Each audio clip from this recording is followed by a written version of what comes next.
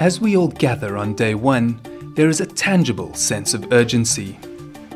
You can really say in water, in most parts of the world, it's high noon. And this is, I think, the important thing what makes the GEF water portfolio so important.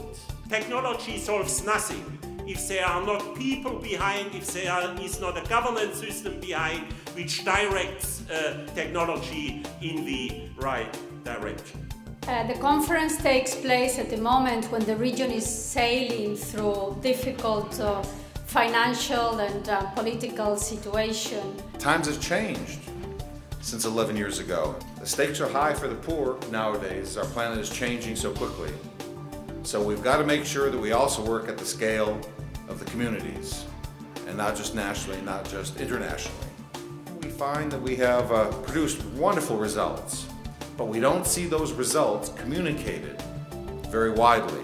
GEF will not get the increased funding it needs so that you can be successful as the rich countries reduce foreign aid. There'll be reductions, there's the global economic crisis. We have to compete for it, we have to put the story together on international waters. We have to find a way not just to report numbers, but to report them in a way that makes sense to the normal people. Not that you're not normal, but I mean to other people that are, let's say, less technical than all of us are here. We are honored to host the 6th GEF Biennial International Water Conference. And that is impossible to imagine how we can live, how we can organize our lives, how we can organize our cities, how we can organize our continents or governments or nations without water. This is what the next phase of the GEF needs to be, and that it needs to be engaging with other organizations and other sectors and focus on results so they can deliver more quickly those things that the planet needs. For them to make sure that the politicians and the people on the street understand what they are planning for. So results have to be presented in a simple and understandable way so that can get the attention of a wider audience. They are raising the bar, and they raise the bar, and the financing support of 1.1 billion, it has a ripple effect to our organization. Well, I think the first thing that comes to my mind is something that you can hit with a hammer, something that's tangible. They may not be entirely measurable, but nevertheless they are real achievements. We have to really be willing to look outside of what a standard result is.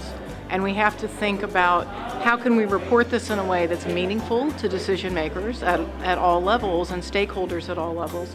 But we also have to be willing to say results don't happen like this. A result really is what was intended to be achieved by a project when it was being set up.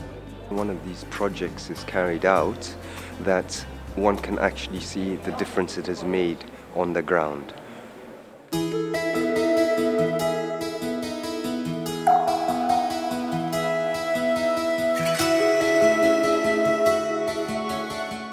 The Mediterranean Host Panel shares knowledge and lessons learned from projects in the region. And roundtable discussions further allow delegates to interact and synthesize experiences to strengthen the portfolio's understanding of their needs. To lighten the mood, the annual game show gets underway.